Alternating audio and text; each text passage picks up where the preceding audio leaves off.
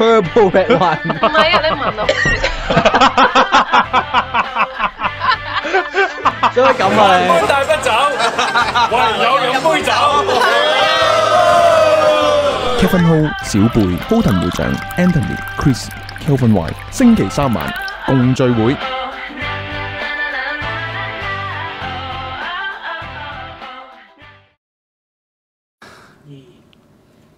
喂，翻到嚟咧呢個禮拜嘅共聚會，咁咧其實我都唔知呢一集幾時播出嘅，但係咧我哋就錄定先。就咁啊？點解咧？其實因為我哋今日有特別嘅嘉賓喺度。如果大家咧睇我哋嘅視像咧，就會睇到中間已經有一個特別嘅嘉賓㗎啦。不過我哋暫時未介紹嘉賓住，我先介紹主持先啦。今日有我 Kevin Ho。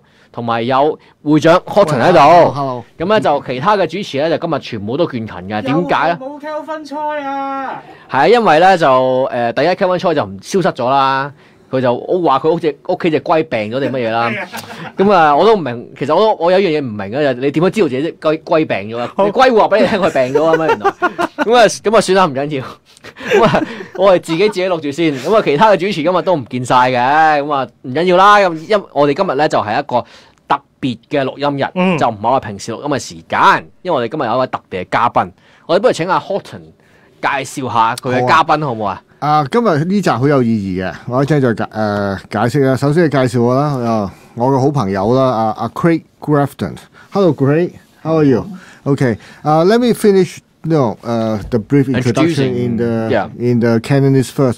我同阿 Craig 識好多年㗎，咁咧阿 Craig 咧，我哋識佢嗰陣時，我第一次去寧夏，我去第二次去寧夏，差唔多2010年咧，就嗰陣時佢就幫 Pernod Ricard 咧，就賀蘭山嘅釀酒師嘅。咁嗰陣時，因為 Pernod Ricard 你知咧就Jacob Craig 亦都有 Pernod Ricard，我本來 Jacob Craig 嘅釀酒師，跟住就俾公司調咗去賀蘭山，一直釀到佢其實都係最近呢一兩年，一陣都係只再介紹啦。咁佢至離開咗呢一個 Pernod Ricard，咁啊去咗西澳嗰度就幫另外一間公司釀酒咁嘅。咁所以咧今日個意義好重大啦，就係因為我自己珍藏咗一啲佢以前釀開嘅酒嘅。又是一支紅色嘅燒峰，咁我攞翻出嚟，咁佢話佢自己都驚奇，佢自己都2年冇見過佢自己釀過嘅賀蘭山酒嘅，咁所以咧我今日好特別就係話賀蘭山同埋西澳酒都有，因為佢而家同一間西澳嘅酒莊叫 Ferngrove 做緊啦，咁佢其實今次嚟就參加一個叫做 Wine Australia 一個roadshow 團嘅，就有成80幾個澳洲酒莊，就去咗中國幾個城市，包括杭州啊、天津啊，最後一站就係深圳。咁啊早幾日就喺深圳就有一個 exhibition， 即係有個 wine show 咁樣嘅。咁其實香港就乜都冇嘅，佢哋今次係啦，即係香港已經冇人睬冇人理嘅，即係地圖上冇咗呢個城市啦。咁啊佢咁有心，仲記得我，咁佢就完咗深圳個 show 咪落嚟香港，佢自己又順便玩幾日啦。咁啊順便又探下我咁啦。咁就所以今日好特別啦，嗱有佢帶嚟西澳嘅酒，同埋亦都佢以前做嘅寧夏酒。咁寧夏酒個酒莊就係賀蘭山酒莊嘅，咁啊正式名就叫保樂力加賀蘭山 ，OK， 咁就同埋佢個西澳。咁我而家轉翻台先好嘛？好。Go back. I just introduced Craig. He's my very old friend. I remember we first met in 2010 when you and Brad were working together. Because the first time I went to Ningxia. At that time, you weren't there yet. Susan was there. Yeah, so that was 2010. Another very famous winemaker. Yes. And then you took over. I think it's around 2011? Yeah, August 2011. Okay, so that's what so that we have met, we know each other for 8 years. Wow, okay. Yeah. Okay, it's quite long. It's 8 years. And then back then, Craig was the chief winemaker for Pernod Ricard Helan Mountain. And Brad Richardson was the viticulturalist, okay? And they were a big project for them because basically back then Pernod Ricard, it was kind of joint venture with the Chinese partner, and then later on they all... You need a Chinese partner. But right? later on, very soon, Pernod Ricard took over. Yeah, right. So right now, is it 100% Pernod Ricard? They wholly own it. Okay. And then they almost have to redo everything. The whole winemaking process, the viticulture, all the vines have not been very properly taken care of before. Of course, Pernod Ricard. It happens in China. So Brad Richardson, they have a lot of job, replant a lot of things, how to think of way, how to deal with a lot of the diseases. It is obviously by telling the color of the leaves. Okay, so I mean, Craig and Brad, they have done a great job. I mean, the wine quality has since improved a lot. Okay, and they also introduced a special premium brand called XiaoFeng. Yeah, right. There have been a lot of people talk about. Yeah. I bought one of the earlier vintage XiaoFeng. Is a 2013. So that's from your collection. One of my collection back home. Okay? Oh, wow. Yeah, in my own cellar. But now remember that the 2015, there's another event not a few weeks ago. A few of us tasted the 15 fantastic. Yeah, right. So you better watch that vintage too. Okay? So I think it's not 2015 formally XiaoFeng released is the yet, same but wine. there will be. Huh? The same wine, XiaoFeng of Yes, 2015. XiaoFeng 紅色 the Okay. 紅酒, the red Okay. wine XiaoFeng. Okay. But XiaoFeng also have the white, have a Chardonnay. All right. Okay. I don't have it today, but I will find it and I will talk about that later in our future episodes. So I have XiaoFeng. I also have a later vintage of 2017. When did you leave Pernod Ricard? I left Pernod Ricard in January of 2018. Okay, so that's even I have another white wine we will taste today. There's a 2017, also yours, right? No, because I left. Well, 17 was my last vintage in China. No, 16 was my last vintage in China. Oh, okay. All right, okay. Yep. Even for the white. Yes. Yep. Okay. Yep. All right. So did the whites. of So you 16, can taste. So it's a Miss Ren, right? Yeah. She took over. Linda, yes, That yeah, will it be was, her. yes. So it's a maybe local her- Chinese who took over. 係啦係啦， Yeah, 任燕玲咁呢個就係 is a Miss Ren first vintage all by herself. All right. Okay. Yeah, there were other winemakers still involved from international, but she was definitely taking over the The reins. chief That's winemaker. right, yeah. All right. Okay. Was she So- trained in China or trained She was. in... Yep. Okay, right. Yeah. Very interesting. Okay. She's also very good. She's good. Okay, and also we have a Ferngrove. That is from Franklin River of Ferngrove. West Ferngrove. Australia. Yeah. Ferngrove, how to spell? Ferngrove. Ferngrove. Grove. Okay. And It's from we- Franklin. Yeah, you can Franklin tell we River. put a map. Okay, just imagine we have map. We have a map on our Facebook. Okay, of a page of the West Australia. Okay, everybody know Group Perth, right?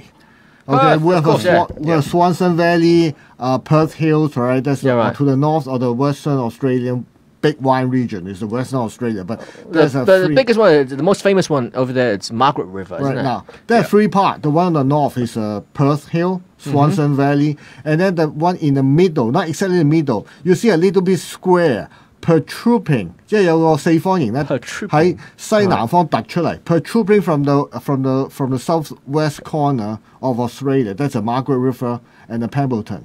And then to the east is the Franklin River, Denmark, Albany, Mount Barker. Okay. Yeah, that's correct. Right, Ferngrove. right. Yep. Okay, we don't like Parker, so Mount Barker.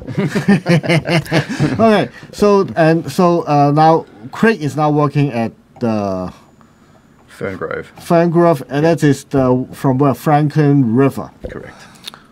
That's what we used to work for at Jacob Creek, right? Jacob Creek was near Barolo, right?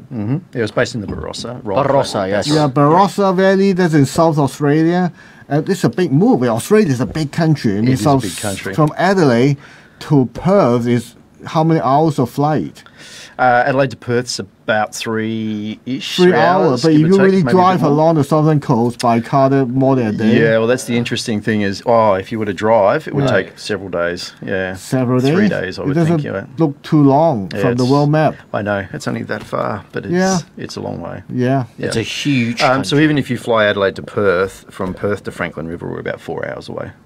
So you've still got a substantial drive after the Even from arriving in Perth to Franklin Yeah. River is talking about 4 hours. What brought you to Franklin River in the first place? Well, I was just looking for new challenges, really. Yeah, right. And there was a good opportunity in Franklin River at a winery that had produced pretty solid wines over the years, but that were in need of, a bit of a refresh, I guess. And so, yeah, it was just a good opportunity. Where are you from originally? So I'm a Australia? Barossa boy generally. Okay, Yeah, right, I okay. went to high school not far, just on the northern border of the Barossa. Okay. So Barossa's really the hometown. So how different is Franklin from Barossa. Oh, quite example. different. Well, viticulturally, Right. you've moved from Barossa, which is a warmer, almost hotter. Yeah, warmer, one of the hotter warmest, climate. Yeah, yeah. one of the warmer ones. And you've gone to Franklin River, which is quite cool climate. Yeah, right. And the big difference that I noticed coming from South Australia is that when we have a 35, 40 degree day in South Australia, we'll still have a 20, 25 degree night. You'll have a pretty warm night, so it's great for swimming pools, great for barbecues. Yeah, right. But in Franklin River, what I noticed the most was that fact that the night temperature still drops 12 degrees, 40 right. degrees. So it's cool climate. So if you want to go into the technical terms of growing degree days and day length and all of that, Yep. sure, we don't have the 40 degree days either that the warmer climates have.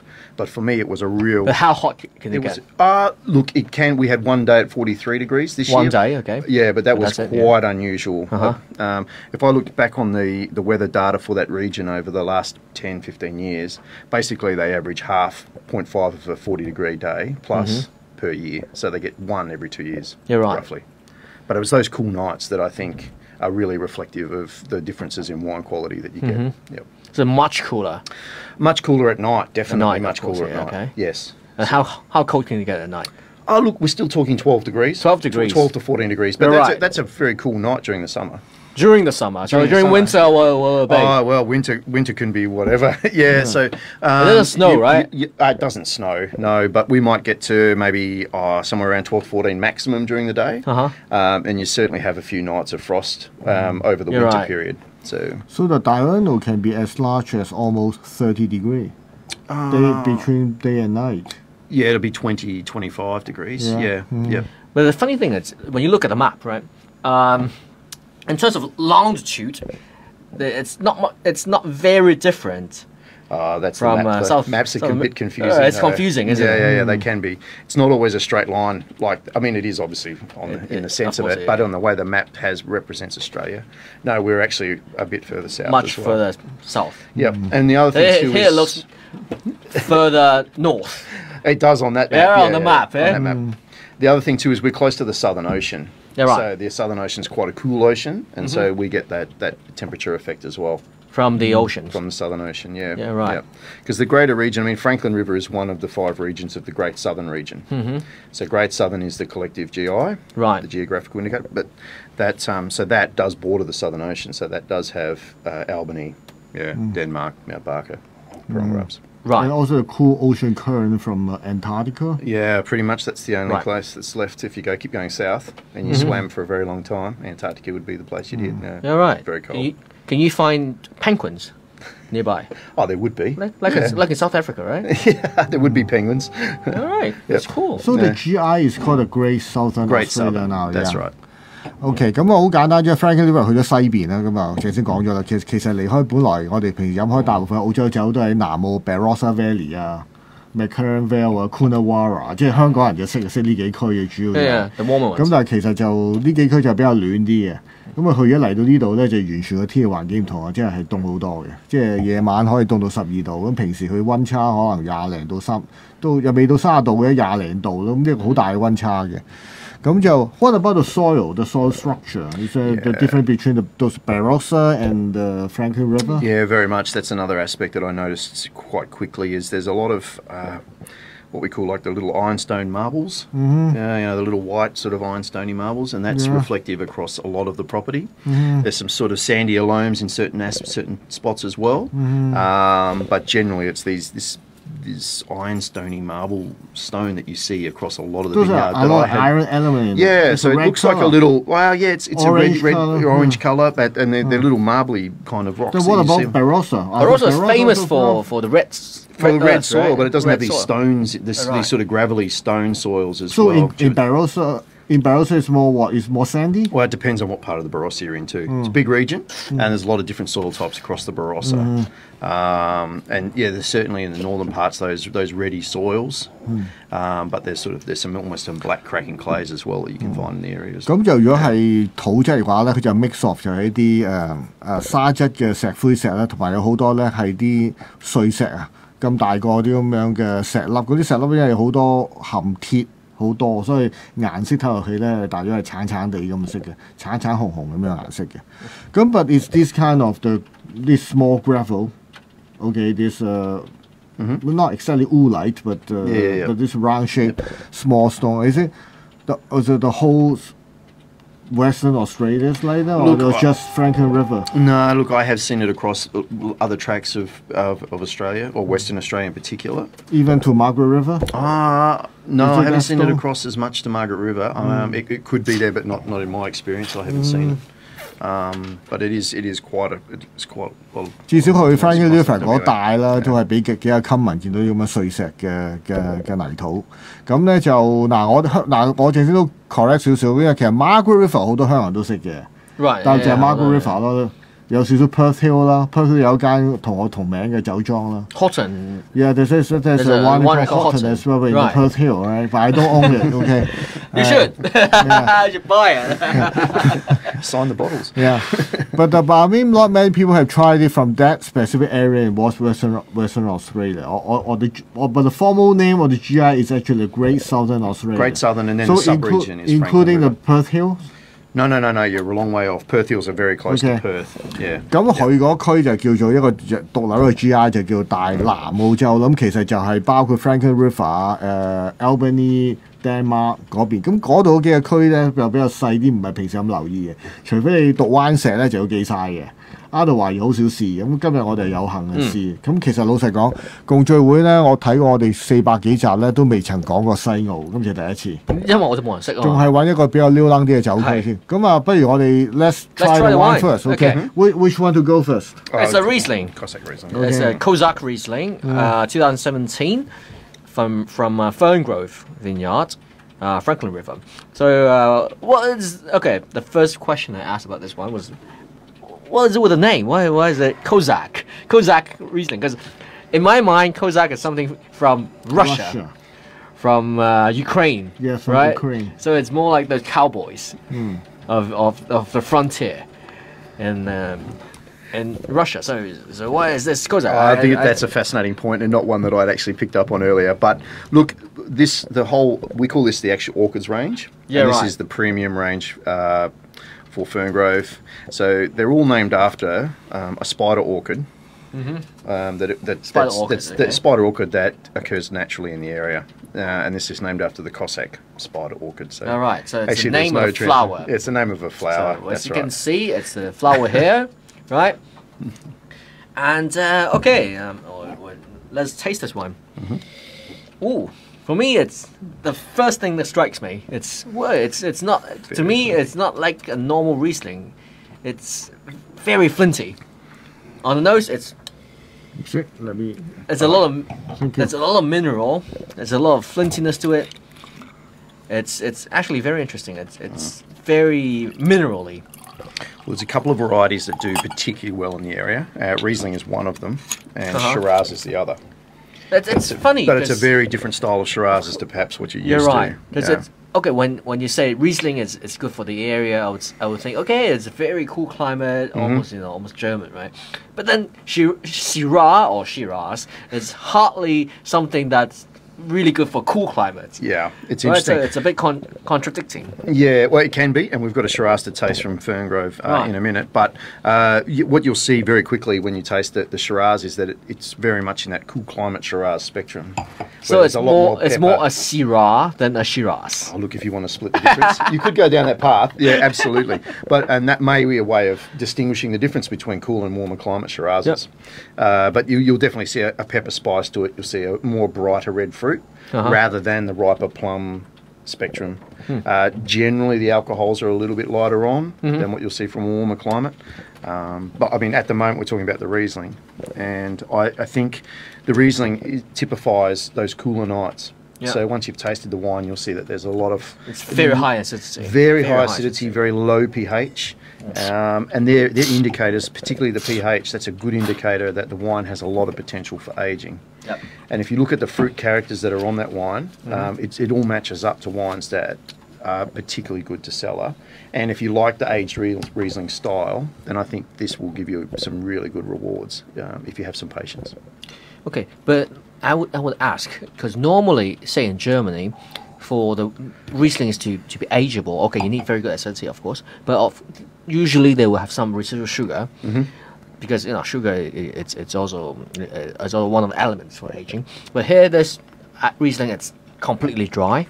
It's I would say there's not much residual sugar going on. No, technically no. And so, how ageable would it be usually when it's so dry for a Riesling? Well, it's interesting. When I first started at Ferngrove, we went through and tasted. Ferngrove was established. The first vines were in the ground in '98, and the first vintage was 2000. And so we tasted all of the wines for the last 18 years.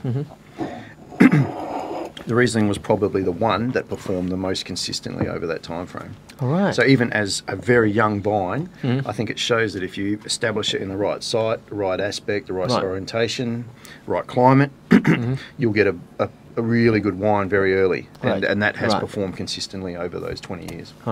And this Riesling, would you compare it more with other Australian Riesling, say Clare Valley or those Inland Valley, or with European Riesling? Yeah, look, that's a tough one. To hedge my bets, I'd probably say it's somewhere in the middle. I mean, I was a winemaker in the Clare Valley for a few years as well, so I have a real appreciation for Clare Valley wines, and hence my home's the Barossa too, so Eden Valley Rieslings are there for me as well. I think this is somewhere, if I was going to pick a region, it's probably closer to maybe a Tasmanian Riesling. Tasmanian, okay. Yeah, so we are cooler climate, so you do get that natural acidity there, which you don't always get in some of those other regions. Even if you pick them a bit earlier, they tend not to have that. Because you can't always pick fruit early just to capture the acidity. You have to have that palate weight and that flavour behind it too. So I think we're a good combination there where we are. And in terms of climate and in terms of terroir, how different is Clare Valley with Franklin? Well, quite different. I mean, again, depending on what section of the Clare Valley you go to, you'll get some of those redder earths as well. You'll get some of the redder soils. You are not too far from the ocean, but Clare can sometimes have warmer nights as well. But you'll also get those darker loamier soils. I mean, around Watervale, there's some vineyards there that are very dark soils. So it just depends what section of the Clare Valley you're talking about. There's a lot of variability to the region. So that's another indicator. I mean, the region performs really well from north to south, and it gives you different Rieslings across the whole region. But I think this, to typify one region to one soil type, no, I don't think there's any region anywhere in Australia that has that. Okay. So what do you think? I actually like it a lot. I like it a lot it's too. more substantial than a lot of Clare Rieslings. 'Cause for me, some of Clare style, it's fresher, it's lighter. But this one, it's got more body to it. I would say something. It's something between like the New World Clare style and the German style. The German style, it's more weighty, but at the same time there's more sugar. But this one is bone dry, so it's something. Is it more weighty? Maybe like Baden-Baden or Rheinhessen? Well, I wouldn't but compare not with Moselle. those. Definitely not the Moselle This is so dry, and it's not like the German style at all. No, okay, yeah. In But terms it's of weighty. dryness, not like German at all. Yeah, but it's the weightiness of it. Heavier body than the Clare Valley. Exactly, it's the body. What about the flintiness? Is it very characteristic of it, the flintiness? Are you asking me? I'm asking you, yeah. I don't know. I don't know nothing about the region, so you got to ask Craig. Is it normal? Look, I think we're looking at a 2017 Cossack Riesling. Rieslings do go through that adolescent stage where they're no longer sort of very fruit forward wines, and they haven't yet developed those real toasty characters that you'll get from aged Riesling.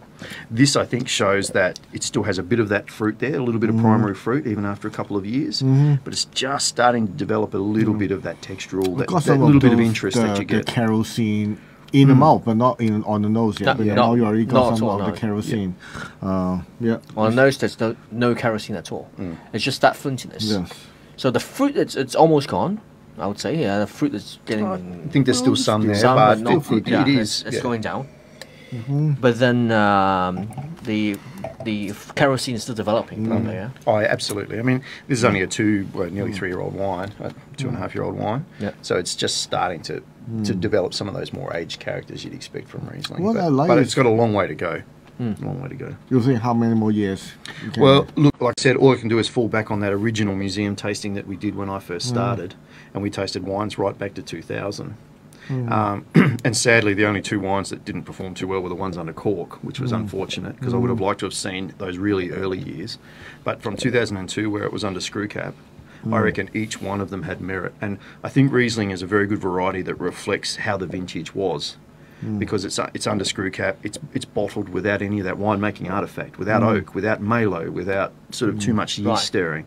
So it's a wine that just really represents the site. You know, it's very minimalist in the way it's made. As long as you have a clean ferment and you're smart about the way you ferment the wine, then I think it's a wine that really reflects its site very, very quickly. That's one thing that you brought up that I really want to ask you. Yeah. That's cork versus corkscrew. I mean corkscrew. I mean that. What was it? Cork with And the- screw cap. Screw cap. Screw cap. Yeah, Yeah. screw cap. Screw cap. And as a winemaker, what do you think of screw cap and cork? The debate versus. Well, look, if you can give me a great cork, there's no debate. But you can't always guarantee me a great cork, which is the problem. I mean, it's a natural product. I'm not having to dig at any cork producer at all. It's just it's a natural product. You know, you're going to get certain percentage, different variables when that cork's made and how it's grown on the tree, everything like that. Yeah, right. A screw cap, I still don't know if it's the perfect closure yet, but it's a closure that gives you a lot more reliability in my experience. How about the oxygen exchange? Yeah, well, so look, I mean, without trying to sell screw cap too much, you can actually sort of almost dial up depending on the wad that you use in it. You can almost dial up a certain oxygen exchange, so you can control that too now. Okay. And how about glass cork? Crystal cork. In my experience, I don't think they age the wines particularly. I mean, I think they're great for capturing freshness. But I think you might have to wait 100 years for the wine to actually develop some of those age characters. All right. Because I think they're almost too good at sealing the wine. But I think, look, the technology is improving all the time. I think the technology of understanding cork is improving as well. So it's going to be really fascinating to see if we come back in 10 years what the industry will be using. In Austria, they're so obsessed with glass cork. They all love these glass stoppers, but in Australia, there are more corks. Screw cap. Yep. But in China, screw cap doesn't sell. If your wine has screw cap, it's hard. Do you think so? It's hard. I think it's interesting that I think that screw cap is starting to make more of a presence in China. Right. And from my experience, again, I mean, I can't talk for everyone. I would think the screw cap has probably more merit in China. Right. When people eat out, they tend to take their wine a lot. There's more of a bring your own, BYO kind of culture. Yep. And I think because it's illegal to actually forbid people from doing that, Well, I didn't know that. If you open a restaurant, you don't let your guests BYOB, it's illegal. Well, there Seriously. You go. Should be like that everywhere. But I think the beauty of a screw cap is that you can then, if you haven't consumed all the wine, then you can just put the cap on it and take it home. I think that helps you control some consumption patterns as well. Lets people enjoy the wine at dinner, but then they can know when to home stop. feeling. The other thing too is that a lot of restaurants in China don't always carry a corkscrew. Oh, they're very bad corkscrews. It's an educational thing as well. So sometimes it's a bit of a battle to find a corkscrew even. Yeah. Okay, let's try the next one. Okay, let's try the next one. Then we'll take a break. Okay. So we have another white. It's a Chardonnay. Diamond Chardonnay, 2017. All right.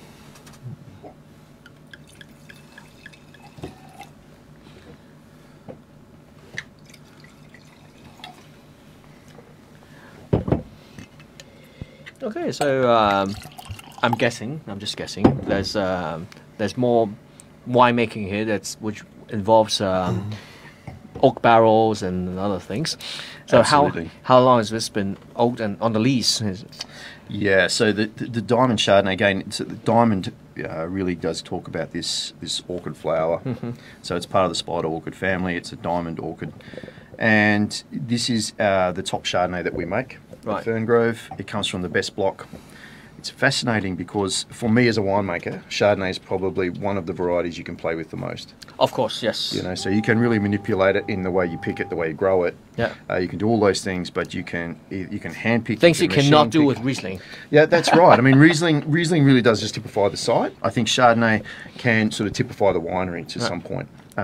It's whether you barrel ferment it, how much batonnage you give it, whether you do any malolactic fermentation, the stirring, like everything that comes together in Chardonnay, you can really manipulate and you can play with to a point. So on the palate, I think there is malolactic fermentation. Look, There wasn't a lot done. It was very much partial Malo back then. We've moved to the more recent vintages of almost nil Malo. Right. And but we'll always play with a little bit of malolactic just to see how it goes with when you make the wine. So you've got some blending options later as well. Yeah, right. Okay. But the acidity is actually pretty good. So I was thinking maybe some Malo, but not too much. But you know, it's a mix of both. A little creaminess. Creaminess is from the least stirring, that's for sure. So this wine basically goes to barrel as juice, and it's left there until we pull it out to get it ready for bottling. So it spends that full 12 months on yeast lees that it's fermented out in barrel. And in barrel. In barrel. How much new oak you use, and how much like? So this wine's down to about 40% new oak. Okay, 40%. And then the balance is made up of a combination of older oak. Second filter. 1, 2, 3 year old. Yeah. Okay. Is there any flintiness in it? There's a lot of flintiness in that. It comes from more of the yeast sulphide kind of flintiness that you get in a slightly reductive environment that you leave those barrels in. And that's what we really how drive do you get those flintiness? It's more a reduction. It's a reductive character. What about the previous Riesling? The Riesling, look, for me, that's more of a fruit-dominated flintiness than this type of flintiness. Okay. Yeah. Okay.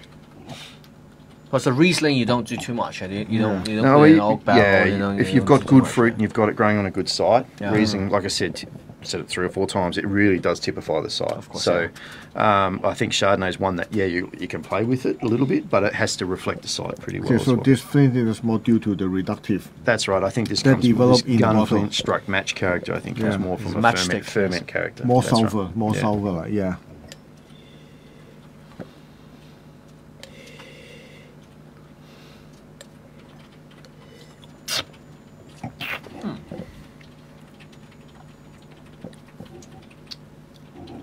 To me, it's also it's still quite a bit of oak to it. It will take some time. I think it will take some time to develop more, to wait for the fruit to come through, and because we just opened the bottle, maybe we should give it a little bit of time, for the fruit to come through. Yep. So maybe we should take a break. Okay. Right, and then we try the wine again. Okay. Come back. Sure. Okay.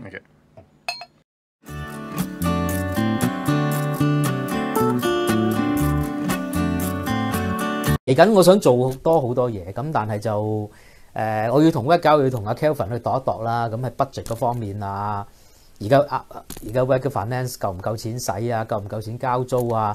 你知啊 EV 個人工有幾高㗎啦，即係高到即係直頭係政府體系裏邊 A1 嗰隻咁嘅 level 㗎嘛嚇，咁啊夠唔夠錢出糧？夠唔夠錢交租啊？有冇錢剩啊？點咁樣嚇？咁啊希望大家幫手嚇咁。多啲睇我哋 YouTube， 我哋 YouTube 睇咧係有啲錢收嘅，咁啊多啲睇我哋 YouTube， 多啲叫朋友去 subscribe 我哋嘅 YouTube，OK？咁而家去到24,000人 subscribe 㗎啦，都算幾好，咁但係我想加快少少。咁我知道要加快個 YouTube 嘅 subscriber 咧，靠我龍大師同埋 Kelvin 咧3個人嘅力咧就一定唔夠嘅嚇，咁可能會增加啲嘅節目上面嘅新嘅元素落去啦，增加啲新嘅人物落去啦，加咗新嘅人，咁嗰啲人嗰啲 fans 又會帶入嚟，咁啊大家互惠互利啦。咁但係最緊要都係你哋睇完 Facebook 之後，順手唔覺意地撳一撳去 YouTube 嗰度 tick 一 tick，like 一 like， 咁會已經好鬼開心噶啦。OK， 睇晒佢，就算你話我聽完 Facebook 噶咯，冇理由再聽到 YouTube 㗎。咁你瞓覺之前咧，你開住個 YouTube。你瞓覺，你咪鬼理佢，佢自己會完㗎啦，咁就得㗎啦。OK， 唔該晒。